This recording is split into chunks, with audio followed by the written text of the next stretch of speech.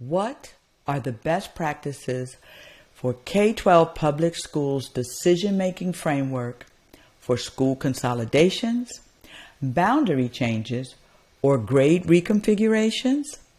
And how do we do it without breaking community trust?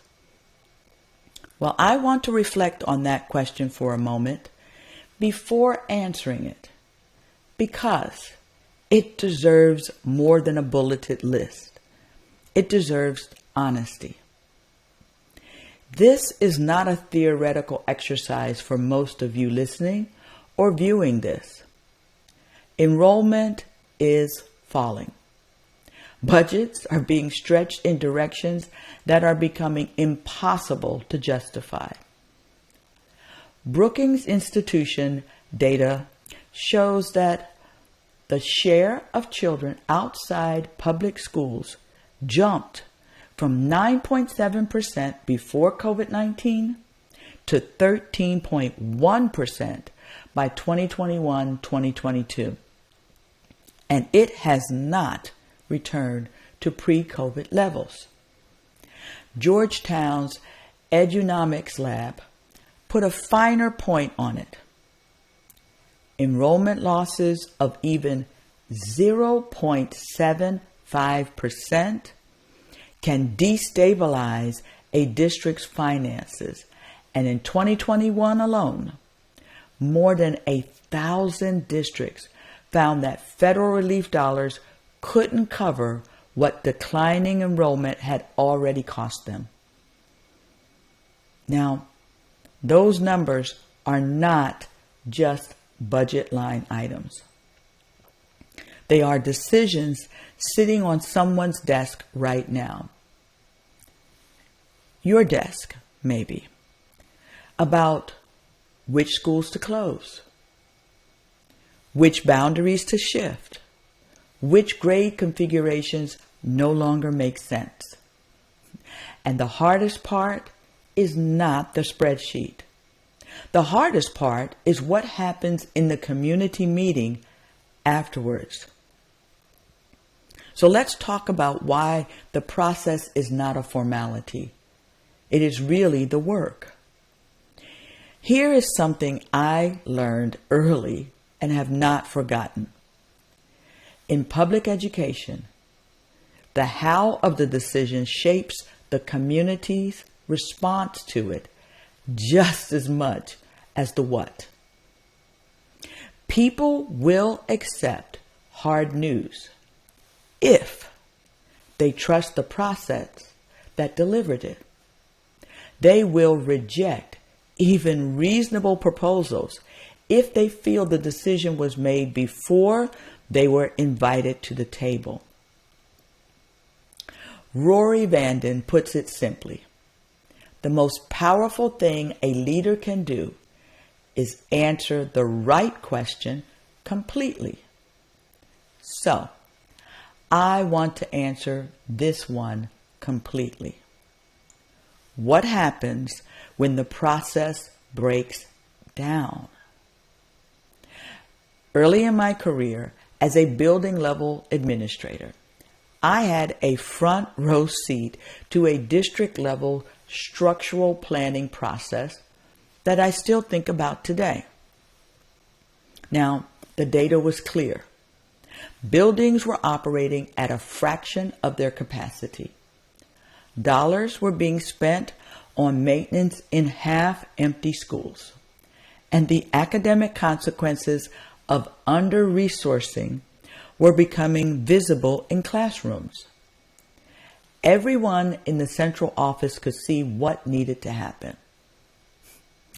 But when the recommendation went public, it went out as a single plan. One option, presented as the conclusion rather than the beginning of a conversation. No alternatives were offered.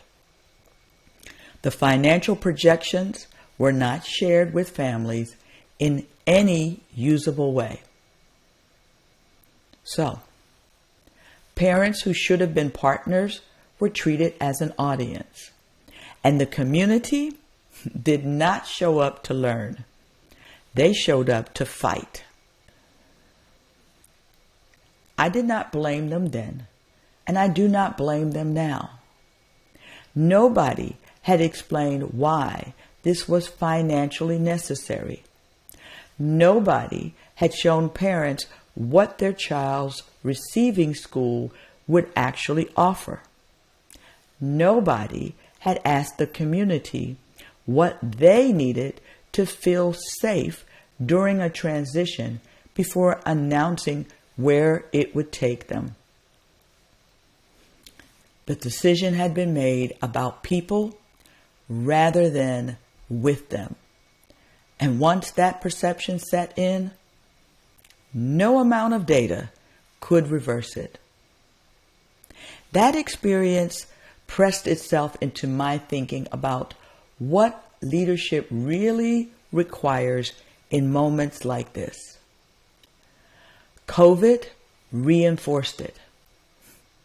You see, when normal disappeared overnight, the leaders who maintained trust were not the ones who had the fastest answers. They were the ones who stayed present, kept their values visible, and refused to mistake efficiency for integrity. Structural changes in a district are subject to the same test. So as I have reflected in our educational leadership community, COVID tested every leader. It exposed what was strong, what was fragile, and what mattered most when normal disappeared overnight. A school closure is its own version of that test. So I want to talk about now a framework built on what actually works, because we've already talked about what doesn't work.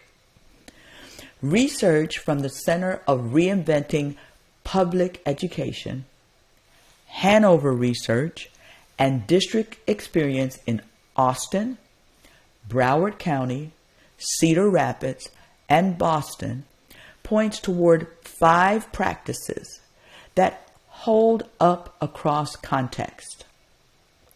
So let's look at the 5 practices. The first practice is be data honest and share more than one path forward. The community deserves to see the numbers that are driving the conversation. Enrollment projections, utilization rates, per pupil costs, and facility conditions presented in plain language, not finance office shorthand or acronyms. More importantly, they deserve options. Miller, Howell, and Conan at CRPE make the point directly. When a district presents only one plan, the community almost always reads it as a foregone conclusion.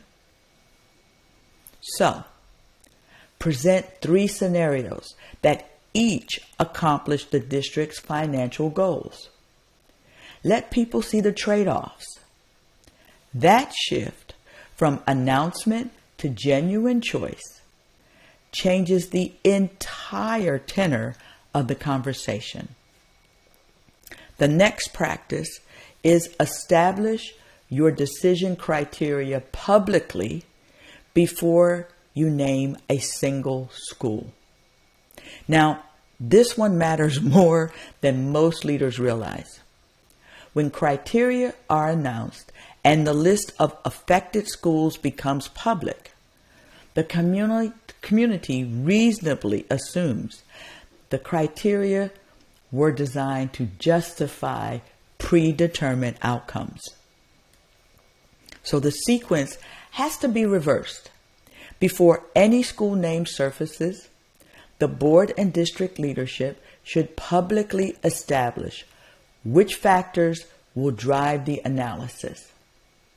Academic performance, enrollment trends, building condition, geographic access, equity impact, and feeder pattern coherence. Boston Public Schools grade reconfiguration framework does exactly this, publishing its decision criteria before any specific recommendations are advanced. It builds credibility precisely because it puts the logic before the conclusion. The third practice is build an advisory body with genuine authority, not a rubber stamp.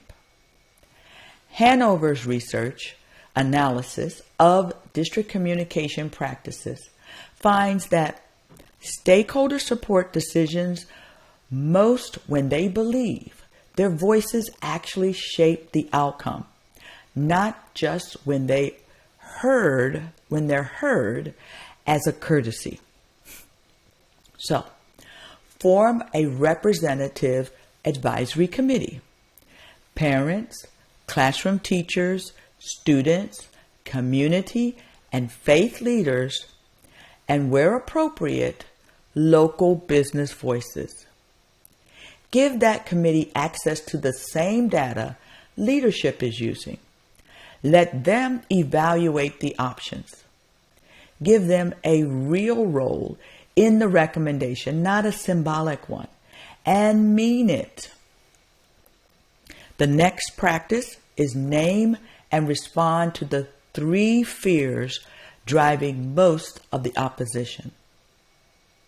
CRPE's research on parent engagement in structural change processes identifies 3 fear factors that almost always sit at the center of community resistance. The first is the decision was arbitrary and their school's strengths were overlooked. Next, the closure or reconfiguration will hollow out their neighborhood. And third, their children will be reassigned to something worse. So every one of those fears is legitimate. Every one of them requires a direct, evidence-based response, not dismissal, not deflection. One question I think every district leader should be required to answer before the proposal goes public is, would you put your own child in the receiving school? If the honest answer is no, or even uncertain, the plan is not ready. That question, framed as an asset test by CRPE researchers, keeps decision makers grounded in what this is actually about. And the last practice, number 5, is write the process down, share it publicly, and follow it. The fastest way to lose a community's trust mid-process is to change the rules without explanation. Before the first public meeting, put the decision-making process in writing. Who holds final authority? What role the advisory board plays? What the community engagement timeline looks like? And critically, how feedback will be captured, considered, and communicated back. Broward County Public Schools, navigating a package of closures and boundary changes projected to save up to $10 million annually. Created structured transition clinics specifically so displaced families knew where to go and what to expect. The process does not have to be perfect. It has to be honest and consistent. Now, there is one layer that cannot be optional, because all of this falls apart if equity is treated as an afterthought.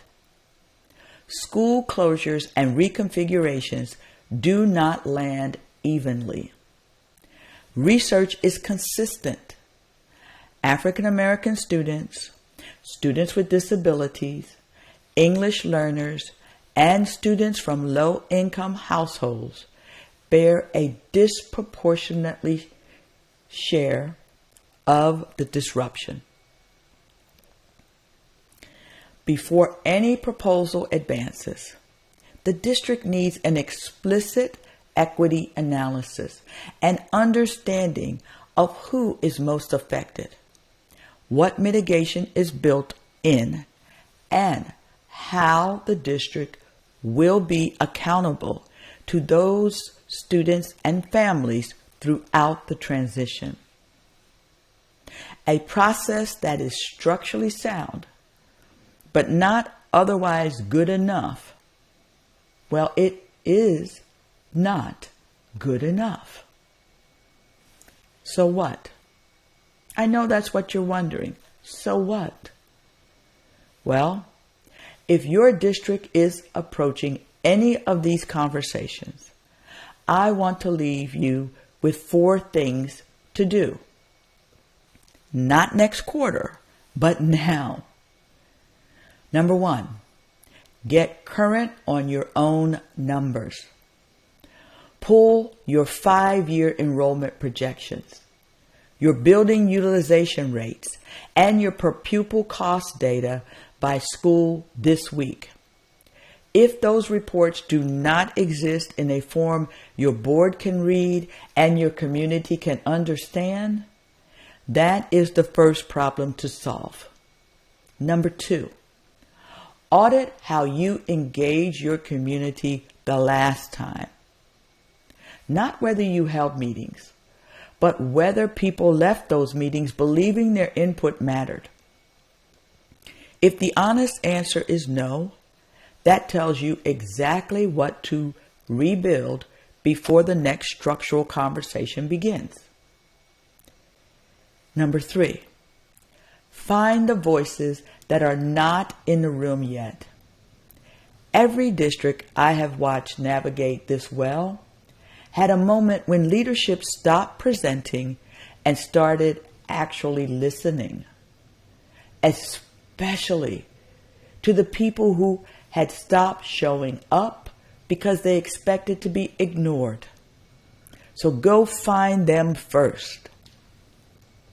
Number 4, lead with your values, not just your data. The spreadsheet will tell you what is financially necessary. Your values are what will tell your community why you are doing this and that you are doing it for them, not to them. That distinction is everything. The map of your district may need to change. Enrollment realities, budget pressures, and students' genuine needs sometimes requires us to make hard structural decisions. But the trust of your community does not have to be the price of change. Not if the process is built right and the leadership is genuine.